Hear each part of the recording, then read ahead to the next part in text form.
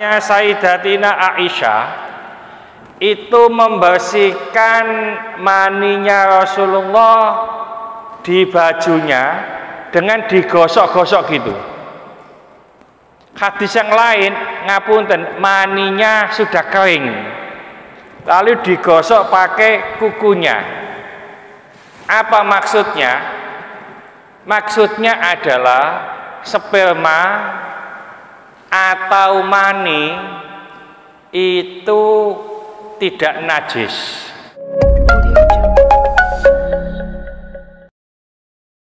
Assalamualaikum warahmatullahi wabarakatuh. Bismillahirrahmanirrahim.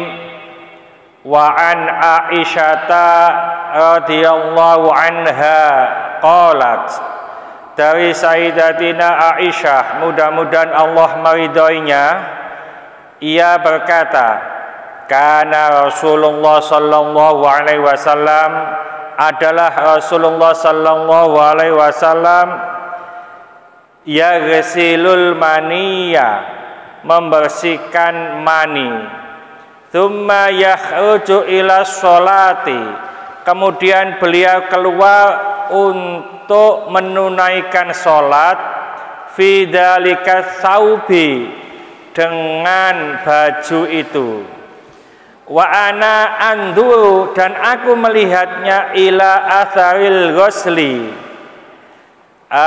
bekas cuciannya, muttafaqun alaih, Bukhari Muslim. Saya baca, masih ada sedikit. Wali muslimin, dan menurut riwayat Muslim, terima kasih, laqad kuntu, sungguh aku, af'ukuhu min saubin, menggosok-gosok mani dari baju Rasulullah sallallahu alaihi wasallam, farkan fayusolli fihi, lalu beliau melaksanakan sholat dengan baju itu. Wa fi lafdin lahu, dan menurut lafadz bagi Muslim juga, laqad kuntu, sungguh aku, ahukkuhu yabisan, menggosok-gosok maninya yang sudah kering, bidufri min thawbihi, dengan kukuku dari bajunya. Ada hadis yang menjelaskan begini, Pak. Rasulullah sallallahu alaihi wasallam, bajunya itu terkena mani, lalu dia mencucinya dan ia sholat menggunakan baju itu. Ini hadis yang pertama. Ada hadis lain bahwasanya Sayyidatina Aisyah itu membersihkan maninya Rasulullah di bajunya dengan digosok-gosok gitu. Hadis yang lain, ngapunten, maninya sudah kering lalu digosok pakai kukunya. Apa maksudnya? Maksudnya adalah sperma atau mani itu tidak najis. Jadi apa?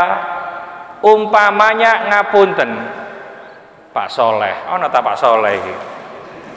Ya, sarungnya itu berlepotan mani atau sperma, berarti akeh. Nih berlepotan kan akeh, Pak.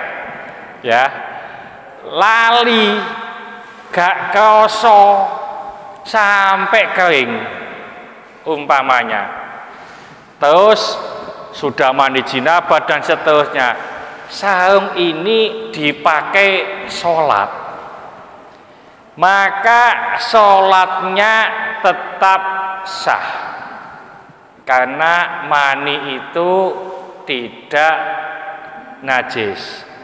Pernah saya sampaikan, yang biasa keluar dari kemaluan kita itu pertama adalah mani. Mani itu tidak najis, tapi wajib mandi. Keluarnya disertai dengan kenikmatan. Lalu keluarnya juga menjadikan lemas kemaluan kita. Terima kasih. Ini mani. Keluarnya bagi laki-laki memancar. Bagi perempuan tidak diharuskan memancar. Ini mani. Jadi tidak najis.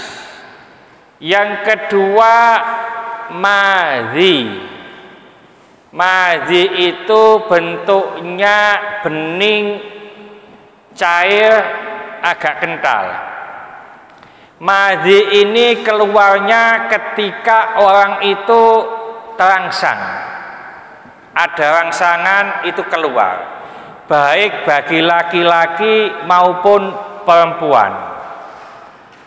Cuma apa? Madhi ini najis. Jadi kalau kena madhi, kalau kita terangsang ngapunten, kok ono wedhus dijilbabi. Wedhus dijilbabi ngono ku ya ono sing terangsang, Pak.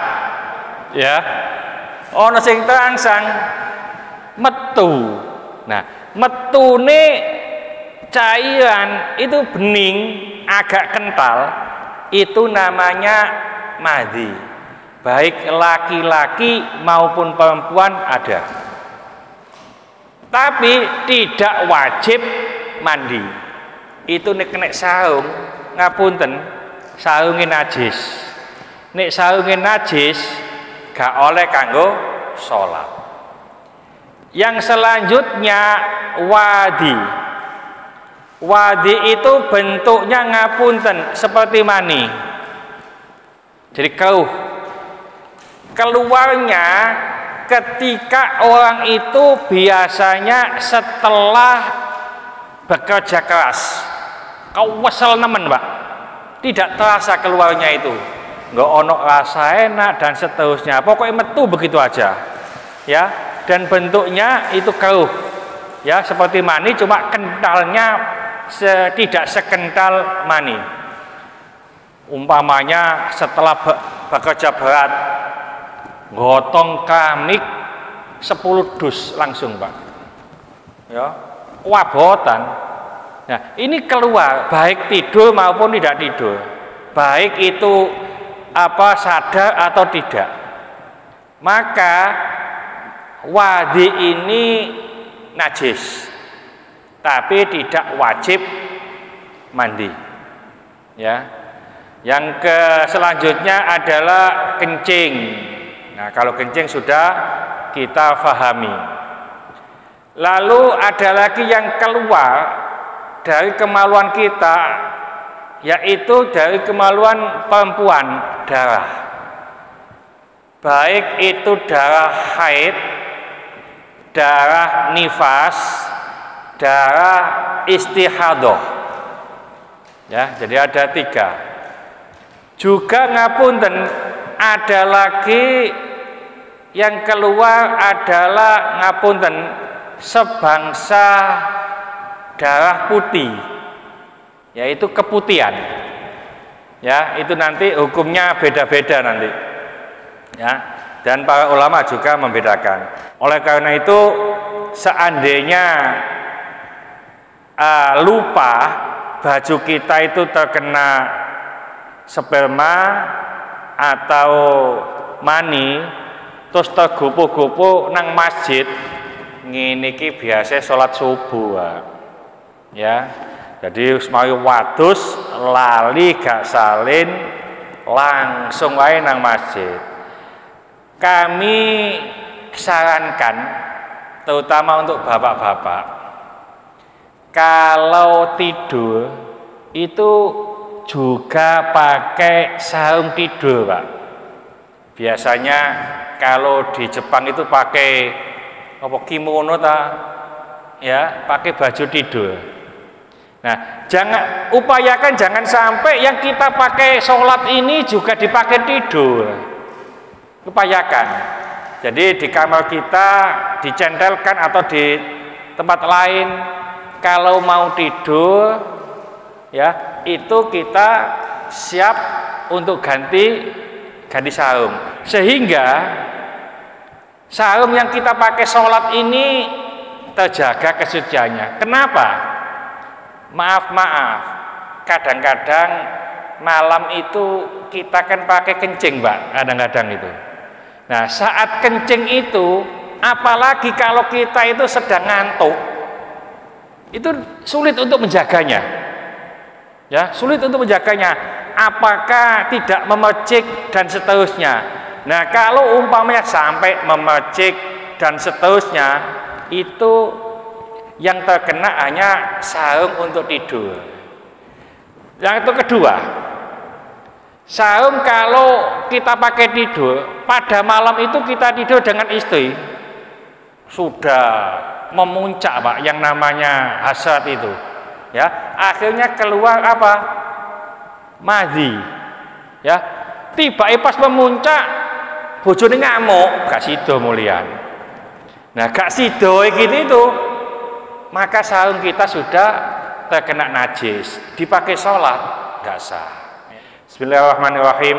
Wal asri innal insana lafi khusrin illa alladziina amanu wa 'amilus sholihati wa tawassaw bil haqqi wa tawassaw bis sabr. Subhanakallahumma bihamdika asyhadu an la ilaha illa anta astaghfiruka wa atubu ilaik. Assalamualaikum warahmatullahi wabarakatuh.